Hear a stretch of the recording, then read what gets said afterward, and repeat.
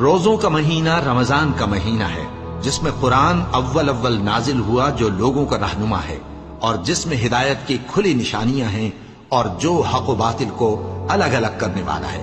تو جو کوئی تم میں سے اس مہینے میں موجود ہو چاہیے کہ پورے مہینے کے روزے رکھے، اور جو بیمار ہو یا سفر میں ہو تو دوسرے دنوں میں روزے رکھ کر ان کا شمار پورا کر لے۔ اللہ تمہارے حق میں آسانی چاہتا ہے اور سختی نہیں چاہتا، اور یہ آسانی کا حکم اس لیے دیا گیا ہے کہ تم روزوں کا شمار پورا کر لو، اور اس احسان کے بدلے کہ اللہ نے تم کو ہدایت بخشی ہے تم اس کو بزرگی سے یاد کرو اور اس کا شکر کرو۔